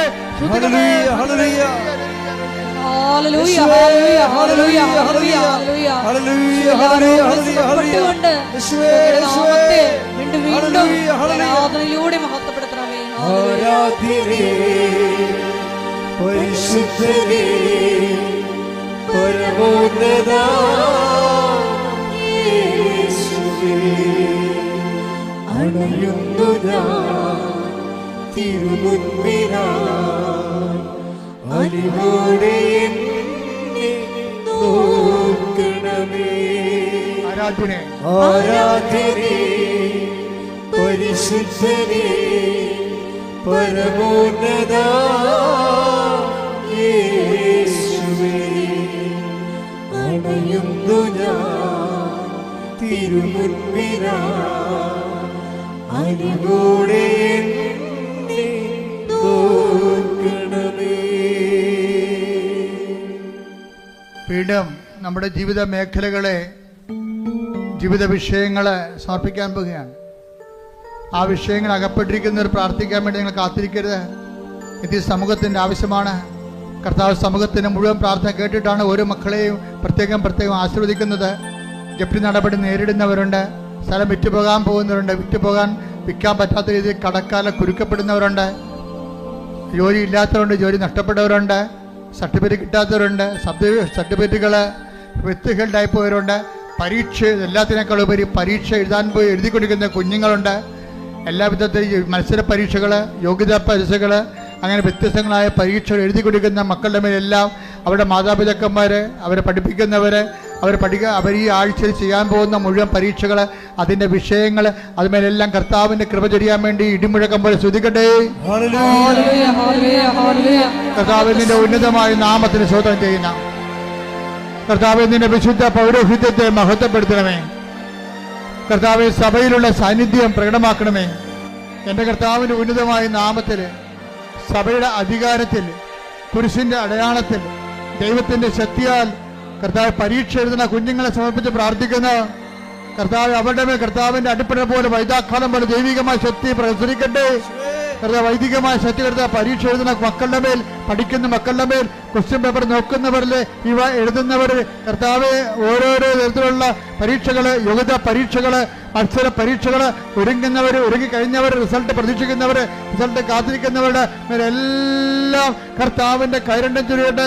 കർത്താവിൻ്റെ ശക്തി ഒഴുകട്ടെ. കർത്താവ് പറമ്പ് വിറ്റ് മാറ്റാത്ത ആഗ്രഹിക്കുന്നവർ, വിറ്റ് മാറാത്തവർ, സ്ഥലം വിറ്റുമാറാത്തവർ, തെറ്റ് നടപടി നേരിടുന്നവർ, ആശുപത്രി കിടക്കയിലായവർ, ജോലി നഷ്ടപ്പെട്ടിട്ട് തിരിച്ചെടുക്കാൻ പറ്റാത്തവർ, ഏജ് ഓവർ ആയതിൻ്റെ പേര് വേദന അനുഭവിക്കുന്നവർ, വിസ ലഭിക്കാത്തവർ, വിസ പുതുക്കാത്തവർ, നാട്ടിലേക്ക് തിരിച്ചു പോരേണ്ടി വരുന്നവർ, ഡിസ്മിസ് ചെയ്തവർ, സസ്പെൻഡ് ചെയ്യപ്പെട്ടവർ, ഇങ്ങനെ ഓരോരോ വിവാഹത്തിൽ മോചനം നേടിയവർ, മോചനം നേടിക്കൊണ്ടിരിക്കുന്നവർ, കോടതി വിധി പ്രതീക്ഷിക്കുന്നവർ, ദൈവനിശ്ചയം ഈ നിമിഷങ്ങളിലേക്ക് ഇറങ്ങട്ടെ.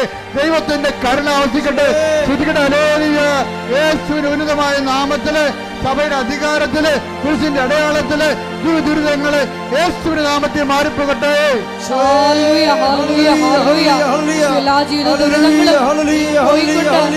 നാമത്തെ ഈ ആരാധനയിലൂടെ വീണ്ടും വീണ്ടും മഹത്വപ്പെടുത്തണമേ.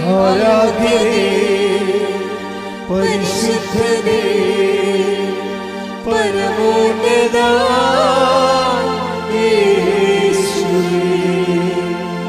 അണയുന്നു ഞാൻ തിരുമുൻപിനായി, അലിവോടെ എന്നെ നോക്കണമേ.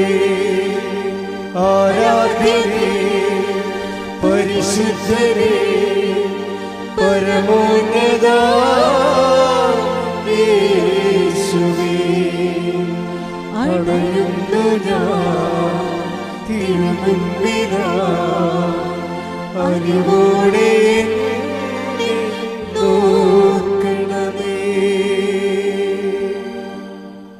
എല്ലാവരും പെട്ടെന്ന് വ്യക്തിപരമായി പ്രാർത്ഥിക്കേണ്ട സമയമാണ്.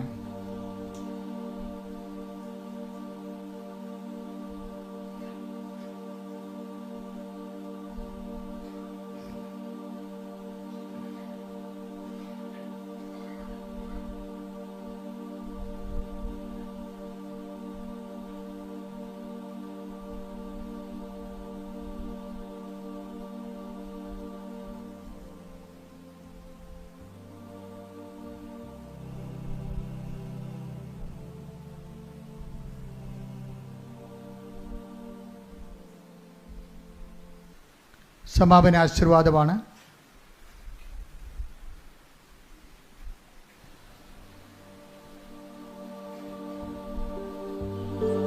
ഒരിക്കൽ കൂടി മരിയൻ ഉടമ്പടിയിൽ സമർപ്പിച്ചിരിക്കുന്ന എല്ലാ വിഷയങ്ങളും ദൈവമാതാവിൻ്റെ മധ്യസ്ഥതയിൽ ദിവ്യകാരുണ്യ സന്നിധിയിൽ നമുക്ക് സമർപ്പിച്ച് പ്രാർത്ഥിക്കാം. മത്തായിയുടെ സുവിശേഷം 7:24 തിരുവചനം അനുസരിച്ചുകൊണ്ട് എൻ്റെ ഈ വചനം ശ്രവിക്കുകയും അതനുസരിച്ച് പ്രവർത്തിക്കുകയും ചെയ്യുന്നവൻ പാറമേൽ തൻ്റെ ഭവനം പണി ചെയ്ത വിവേകമതിയായ വ്യക്തിക്ക് തുല്യനാണെന്ന് വചനത്തിലൂടെ നീ ഞങ്ങളോട് സംസാരിക്കുകയായിരുന്നു. ഈശോയെ, നീ വീണ്ടും വചനത്തിലൂടെ പറഞ്ഞു, ഒന്നും സത്യമല്ല, നിന്റെ വചനം മാത്രമാണ്, നീ മാത്രമാണ് സത്യമെന്ന്. വചനത്താൽ സത്യത്താൽ ഞങ്ങളെ വിശുദ്ധീകരിക്കണമേ എന്ന്.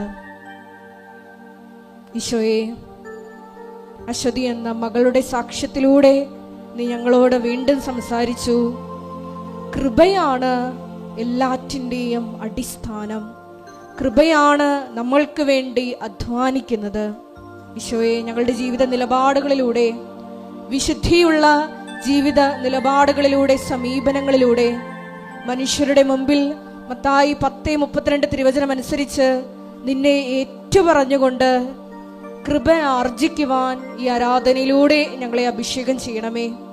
ഏറെ പ്രത്യേകമായി ഈശോയെ, ഞങ്ങൾക്ക് വേണ്ടി രാവും പകലും കണ്ണുനീരോടുകൂടി പ്രാർത്ഥിച്ച് ദൈവജനത്തിൻ്റെ ഏറെ പ്രത്യേകമായി ഉടമ്പടി എടുത്തിരിക്കുന്ന ഞങ്ങളുടെ ഓരോരുത്തരുടെയും നിയോഗങ്ങൾ ദൈവമാതാവിൻ്റെ മധ്യസ്ഥതയിൽ ഈശോയുടെ സന്നിധിയിൽ സമർപ്പിക്കുന്ന ഞങ്ങളുടെ സ്ഥാപക ഡയറക്ടറായ ബഹുമാനപ്പെട്ട വി.പി. ജോസഫ് അച്ഛൻ്റെ എല്ലാ നിയോഗങ്ങളെയും ഈ അൾത്താറിൽ സമർപ്പിക്കുന്നു. ഒപ്പം തന്നെ അച്ഛൻ്റെ കഴിഞ്ഞുപോയ വിവിധ ഭൂഖണ്ഡങ്ങളിൽ നടത്തിയിട്ടുള്ള എല്ലാ ഉടമ്പടി ധ്യാനങ്ങളെയും മറ്റ് കൺവെൻഷനുകളെയും വരാൻ പോകുന്ന എല്ലാ ശുശ്രൂഷകളെയും ഈശോയെ അതിൻ്റെ എല്ലാ ക്രമീകരണത്തിനും അഭിഷേകത്തിനുമായി പ്രാർത്ഥിച്ചുകൊണ്ട് ഒരിക്കൽ കൂടി നമ്മുടെ വ്യക്തിപരമായ നിയോഗങ്ങളെ ഈ അൾത്താരയിൽ സമർപ്പിച്ചുകൊണ്ട് അച്ഛൻ്റെ ആരോഗ്യത്തെ സമർപ്പിച്ചുകൊണ്ട് നമുക്ക് ശിരസ്സ് നമിച്ച് ദിവ്യകാരുണ്യനാഥൻ്റെ ആശീർവാദം സ്വീകരിക്കാം.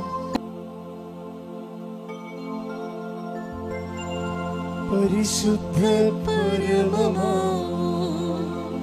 ദിവ്യകാരുണ്യമേ, എന്നുമെന്നും അങ്ങേക്ക് ആരാധന. പരിശുദ്ധ പരമമാ ദിവ്യകാരുണ്യമേ, എന്നുമെന്നും അങ്ങേക്ക് ആരാധന. പരിശുദ്ധ